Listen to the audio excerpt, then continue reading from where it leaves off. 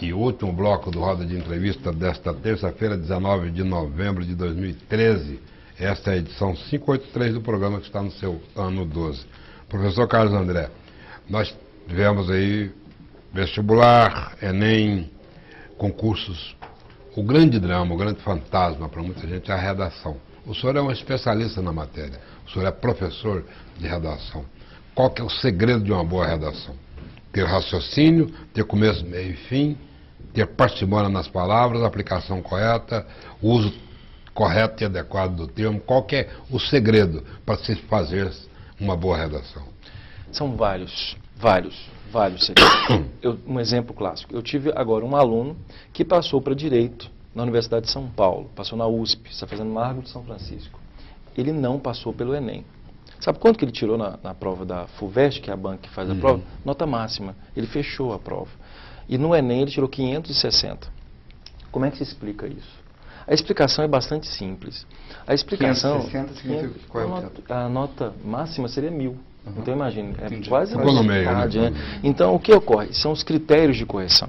Nós, quando vamos ministrar aula, nós sempre pensamos o seguinte: o que a banca examinadora cobra? E, aliás, um dos motivos do CELP é esse. As bancas não podem ficar cobrando coisas diferentes o tempo inteiro. Hoje nós temos nas ciências humanas coisas absurdas. Alguém que, por exemplo, entende que este é usado assim, outro entende que esse é usado assim, e aí o aluno perde ponto porque aquele que entende de forma diferente. O que nós temos que observar é que tem que haver um critério de correção. Então, o grande segredo é o aluno verificar o seguinte: bem, eu vou fazer Enem, o que eu tenho que fazer? Dissertação argumentativa. Então, ele tem que saber tese, argumento, mecanismo, proposta de intervenção social. Essa falta de objetividade. Como é que é essa subjetividade? Como é que, por exemplo, se avalia uma redação? Por exemplo, eu, com o repertório que eu tenho, ou seja, com o conhecimento que eu tenho, com o trabalho de texto, com o gosto literário que eu tenho, se eu pegar 4 redações, eu interpretaria de forma diferente. Ou seja, inclusive, sem dúvida, não tem um caráter muito subjetivo, isso não prejudica muito o candidato? Muito. Aliás, é uma das confusões que há, e repito, que o CELP tem o objetivo de tentar resolver, criar uma norma. O Enem já é essa tentativa, uma unificação. Algumas instituições entendem que isso seria ruim, seria uma restrição intelectual. Bem, há que se pensar. Agora, como professor, na prática eu posso afirmar, isso prejudica muitos alunos. Hoje, prestar um concurso na Fundação Carlos Chagas tem um gabarito, no CESP é outro. Vou dar um exemplo prático. Aqui. Navio-escola. Alguém escreve a palavra navio-escola, vai lá e escreve o plural de navio-escola. Segundo Napoleão Mendes de Almeida, que é um gramático, o plural é navios-escolas. Pois bem, segundo Celso Cunha, que tem mais força política, sempre teve, é navios-escola. Aí o aluno tem lá, vai escrever uma palavra dessa, por um motivo simples, ele vai escrever lá no CESP, aí ele tem um erro desse na linha 2. Um erro desse na linha 2, com o nível de concorrência hoje, faz com que ele caia, por exemplo, 10 posições. Só que são 5 vagas para o concurso. Ele entra com recurso, a gramática, e já aconteceu isso conosco, a gramática do Celso Cunha diz que não é assim, e aí bate-se a porta do judiciário. O que o judiciário diz? Nós não podemos entrar nesse mérito. Então isso é um prejuízo incrível, nós estamos falando de remunerações altíssimas. Professor, qual que é o seu dicionarista de cabeceira? Aurélio, sem dúvida qualquer. E gramático? Napoleão Mendes de Almeida, Celso Cunha e um colega que hoje tem a oportunidade de estar com ele por muitas vezes, é o professor Evanildo Bechara. Eu acho que hoje talvez seja o mais indicado, está entre nós. O professor Evanildo Bechara é o presidente da Comissão de Filologia da Academia Brasileira de Letras. Eu acho que hoje talvez seja o gramático a ser estudado. No seu livro, Na Ponta da Língua, o senhor ensina basicamente o quê? Na Ponta da Língua é um livro que ocorreu em razão de um convite que a Academia Goiana de Letras fez a mim para eu falar a respeito de assuntos variados em língua portuguesa. Na verdade, são artigos de opinião em que, no dia a dia, eu vou percebendo alguns aspectos linguísticos e faço comentários. Então, na verdade, é um livro que contém artigos de opinião de assuntos ligados a assuntos que vejo no meu dia a dia. Agora, já o seu outro livro foi uma espécie de um breviário para se entender a reforma. A reforma ortográfica. Que é o título dele, eu vou dar aqui. A nova ortografia da língua portuguesa. Nele, aí, procuro atuar de maneira técnica, com pensamentos bem ligados à gramática normativa, pensamentos esses que eu quero expor ao CELP, e se os colegas puderem nos receber. Inclusive é um colega de vocês, o Alexandre Garcia, né, que faz parte e que também, como vocês têm uma visão muito interessante de... O trabalho da comissão já começou? Começou, tivemos a primeira reunião e devemos ter próximas reuniões agora. Estou até esperando uma correspondência eletrônica para saber qual que é o dia da próxima reunião. Professor, recentemente o senhor recebeu aqui em Goiânia o professor Pasquale para falar sobre Vinícius de Moraes na pós-modernidade, né? E, se estivesse vivo, o poetinha faria 100 anos agora, né? Qual que é o legado, qual que é a herança do preto mais branco do Brasil para a língua portuguesa e para a nossa literatura? Olha, difícil falar em Vinícius de Moraes, é um poeta extraordinário.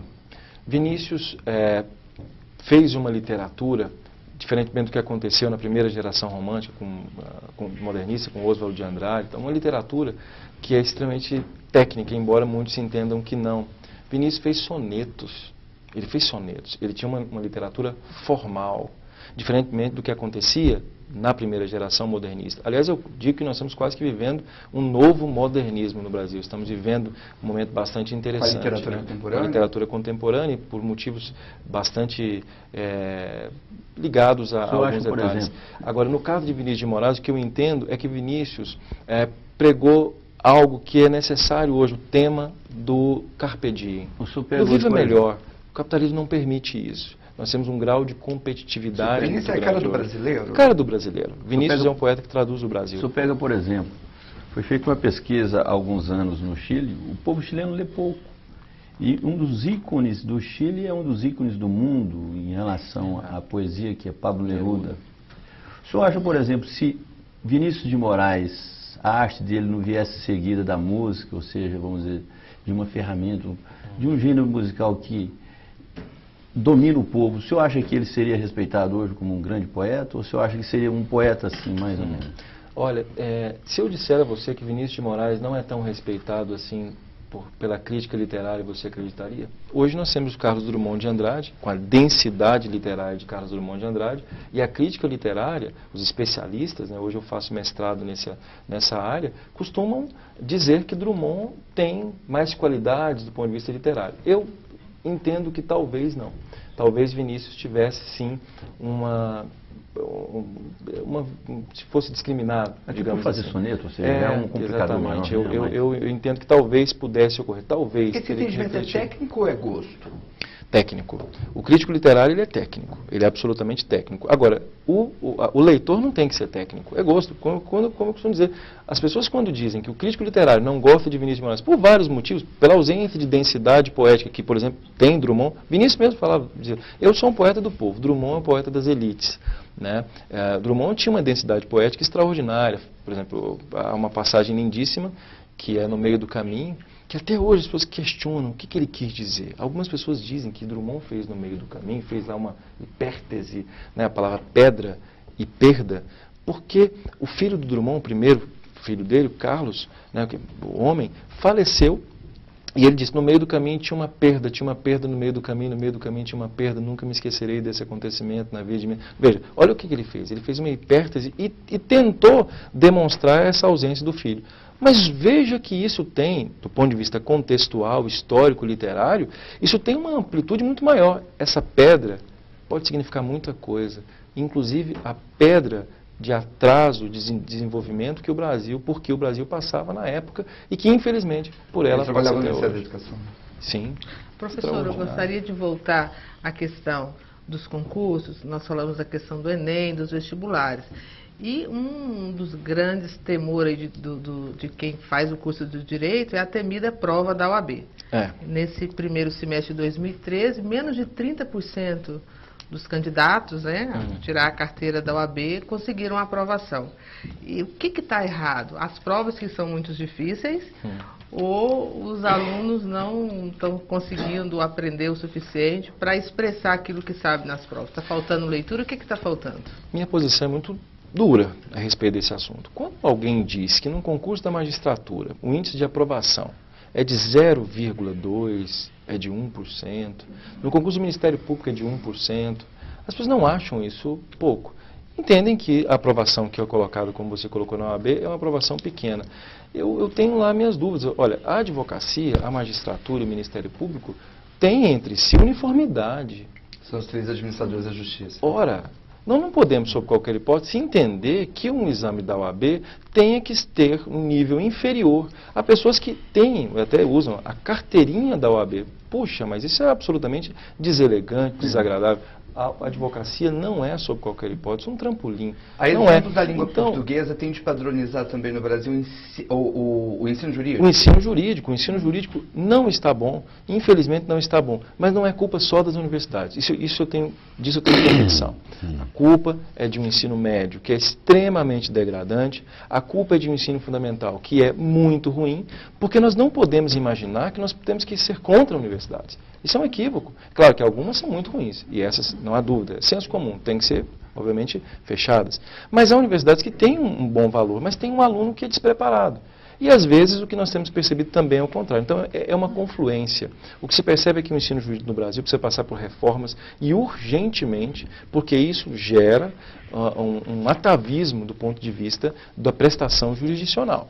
Então, em relação ao ensino jurídico, é necessário que haja uma reprogramação. Hoje eu estava em Brasília representando a Ordem dos Advogados do Brasil, no marco que é um marco regulatório para o ensino jurídico. Inclusive vem aí dinheiro também do petróleo, tomara que possa auxiliar esse ensino jurídico. Professor, nós estamos chegando no finalzinho do programa, mas temos ainda uns 40 segundos. Eu queria que o senhor fizesse uso desse tempo final para uma mensagem sua, essa dedicação seu ao estudo da língua, ensinando, e esse trabalho que honra Goiás, que é tê-lo como integrante dessa comissão do Senado. Enfim, 30 segundos aí para o senhor fechar com chave de ouro o nosso programa.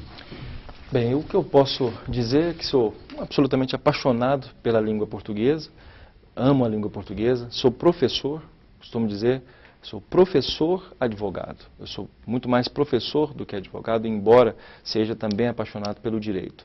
O meu entendimento é de que a língua traduz o nosso pensamento. E, em razão de a língua traduzir o nosso pensamento, nós precisamos melhorar a forma de pensar e, da mesma sorte, a forma de tratar o idioma, que não é só de Camões, que também é de Guimarães Rosa. Ok, tomara que as nossas autoridades pensem e reflitam sobre isso. Temos uma má formação no ensino fundamental e isso aí está fazendo, no meu ponto de vista, está fazendo com que os brasileiros continuem maltratando a sua língua, o que é uma coisa pesarosa. Muito obrigado, professor Carlos André, pela sua participação aqui no Roda de Entrevista. Sucesso para os seus projetos e que essa comissão venha dar resultados positivos para nós. E que, enfim, essa polêmica da reforma ortográfica chegue num ponto de conciliação e a gente comece a entender para que a língua portuguesa seja respeitada no mundo todo. Muito obrigado a participação do João Camargo Neto, da professora Honória, da Thaís Lobo e do Ulisses Saessi. Este programa tem produção e coordenação a cargo de Ana Lúcia Pereira e Norma Leite. Obrigado pela audiência qualificada de sempre e até a semana que vem.